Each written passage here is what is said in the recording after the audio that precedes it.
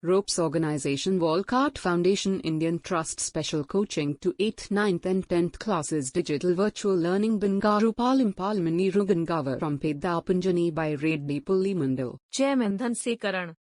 Director Drive Sri Lata. Hi, hello, welcome to Ropes Organization. This is Durga Prasad Reddy teaching in biology. So 9th class chapter 14 natural resource. So in this video part 1 we are discussing about the natural resource. So generally what is mean by what is the definition of resource? So resource ante enti endukosam use chestamu ante which is free or utilizing for the different organisms. So which needed.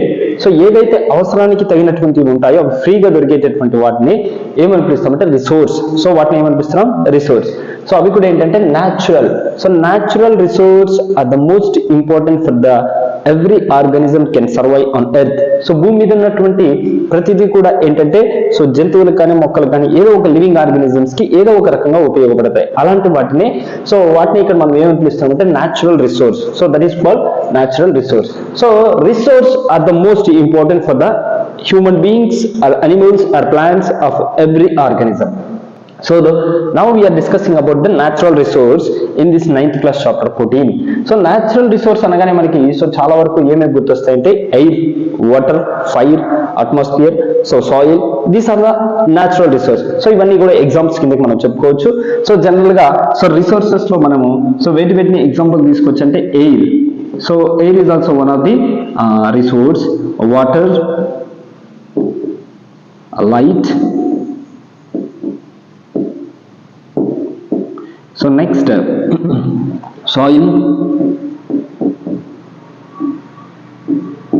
So these are the main resource of the natural resources: air, water, light, soil, etc.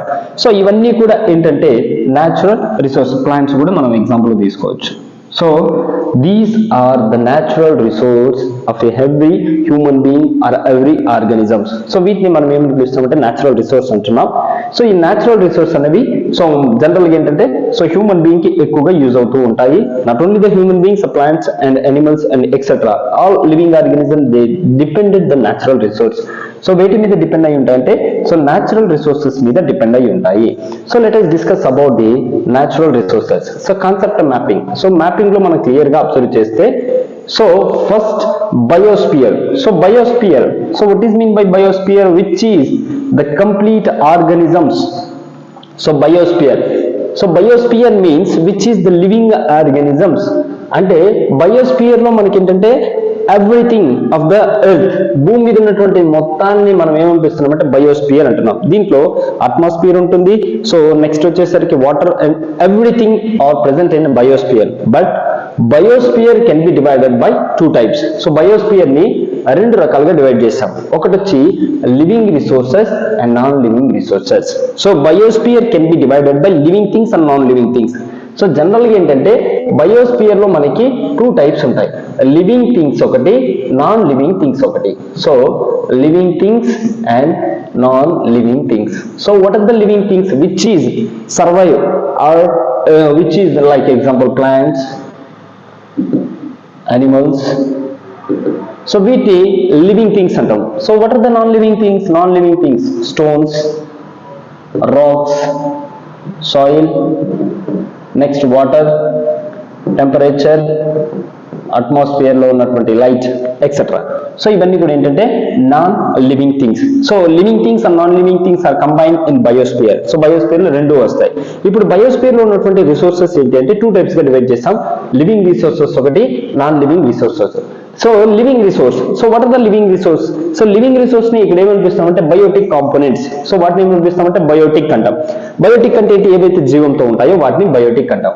So ఇక్కడ ఏవి తీసుకుంటున్నాం? Example plants, animals. So plants ని తీసుకున్నాము, animals తీసుకున్నాము. So plants, animals 2 కూడా దేని కిందకి వస్తాయంటే లివింగ్ రిసోర్సెస్. ఈ రెండింటిని ఏమంటామంటే బయోటిక్. బయోటిక్ అంటే జీవంతో ఉన్నటువంటివి. సో జీవంతో ఉన్నటువంటి వాటిని బయోటిక్ అంటాం. సో మొక్కలు కానీ అనిమల్స్, హ్యూమన్ బీయింగ్స్ ఇవన్నీ కూడా దేని కిందకి వస్తాయంటే బయోటిక్స్ కిందకి వస్తాయి. సో ఇవి ఏంటంటే living resource. Next non living resource. వాటిని ఏమనిపిస్తున్నాం? ఏ బయోటిక్ అంటే ఏంటి? నిర్జీవమైన. సో నిర్జీవమైనటువంటి వాటిని ఏమనిపిస్తున్నాము, ఏ బయోటిక్. సో వాటిని ఏమంటున్నాం, abiotic. So biotic, abiotic. Biotic example plants, animals. Abiotic example air, water, land or soil. Air, water, land, soil. So these are the abiotic components.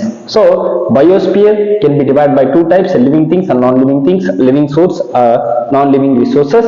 So living resources are biotic, example plants and animals. So non-living resources are abiotic. There are air, water, land or it is also called the soil. So next, pollution. So the living resources are beneficially to the every living organism, but pollution, so there is a pollution. So what is mean by pollution? Pollution means ఏంటి అంటే, so pollution అంటే ఏంటి, general గా మనకి కాలుష్యం. Pollution ఏమని పిలుస్తాము, కాలుష్యం. సో కాలుష్యం అంటే రిసోర్సెస్ డ్యామేజ్. సో రిసోర్సెస్ అనేవి ఏ విధంగా డిస్ట్రాయ్ అవుతాయి అంటే పొల్యూషన్ ద్వారా డిస్ట్రాయ్ అవుతుంటాయి. So pollution can be divide by 3 types. So pollution ని మనము ఎన్ని టైప్స్ గా డివైడ్ చేసాము, 3 టైప్స్ గా డివైడ్ చేస్తాము.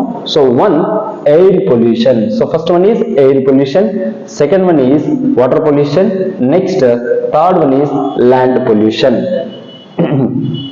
So what is the definition of pollution? Contamination of natural resources.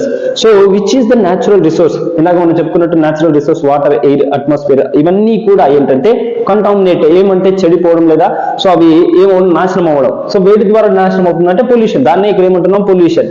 So contamination of natural resources. So that is called the definition of pollution. Pollution can be divided by 3 types: air pollution, water pollution and land pollution. Basis of natural resource ని అంటే resource ని base చేసుకుని ఇక్కడ types చెప్పిన, ఇంకా చాలా types ఉన్నాయి, sound pollution ఇలాంటివి. బట్ ఇక్కడ ఏంటంటే మనము న్యాచురల్ రిసోర్స్ ని బేస్ చేసుకుని air pollution, water pollution, land pollution 3 types ఉన్నాయి. Air pollution. So what is air pollution? Air pollution అంటే ఏంటి, greenhouse effects, ozone damage, depletion, acid rains. So వీటి వల్ల వచ్చేటటువంటి పొల్యూషన్ ఎయిర్ పొల్యూషన్ అంటాం. అంటే ఎయిర్ పొల్యూషన్ జరిగితే న్యాచురల్ రిసోర్స్ డ్యామేజ్ అయితే వచ్చేటటువంటి ఎఫెక్ట్ ఏంటి అంటే greenhouse effect. Greenhouse effect means the increasing of harmful gases.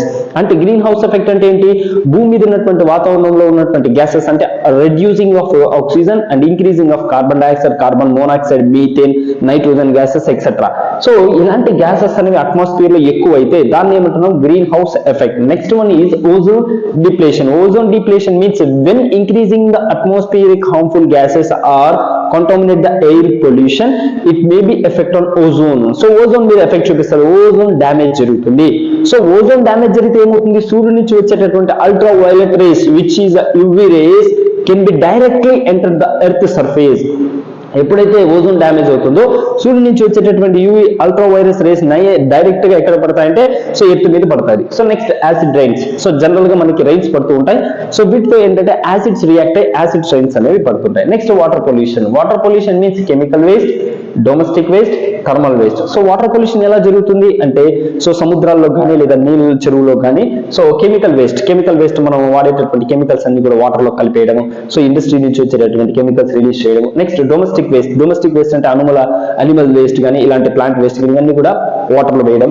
So next thermal waste అంటే మనం లైక్ వాడేటటువంటి ప్లాస్టిక్ మెటీరియల్ అలాంటి వాటిని అన్ని కూడా వాటర్ లో వేయడం వల్ల సో వాటర్ పొల్యూషన్ కాజ్ అవుతుంది. Next land pollution. So industrial సంబంధించినటువంటి వేస్ట్ అన్ని కూడా సో మనం సాయిల్ లోకి రిలీజ్ చేయడం వల్ల ఇండస్ట్రియల్ డ్యామేజ్ అవుతుంది, అంటే ల్యాండ్ డ్యామేజ్ అవుతుంది. నెక్స్ట్ వచ్చి అగ్రికల్చర్ వేస్ట్ ని మనం ప్లాంట్స్ ని నుంచి వచ్చినటువంటి కానీ లేకపోతే అనిమల్ వేస్ట్ ఇవన్నిటిని కూడా సాయిల్ లో వేయడం వల్ల so soil pollution, that is called land pollution జరుగుతుంది. సో ఇండస్ట్రీస్ లో ఇక్కడ అగ్రికల్చర్ లో ఏంటంటే ఇన్సెక్టిసైడ్స్, పెస్టిసైడ్స్ ని వాడడం వల్ల అగ్రికల్చర్ లో మనం ఏంటంటే సో పంటలు పండించడానికి సో వాటిలో ఉన్నటువంటి డిసీజ్ ని సో రెక్టిఫై చేయడానికి మనం ఏం వాడుతున్నాం అంటే chemical fertilizers. So especially insecticides, pesticides ఇవన్నీ కూడా కెమికల్ కాంపౌండ్స్. ఈ కెమికల్స్ ని సాయిల్ లో వాడడం వల్ల సాయిల్ పొల్యూట్ అవుతుంది, సో క్రాప్ సరిగ్గా రాదు. సో ఇవి మనకి ఏంటంటే pollution types. So in this video we are discuss about the natural resources and what are the pollution and biosphere. So if you have any doubts, please comment your comment box. Thank you and all.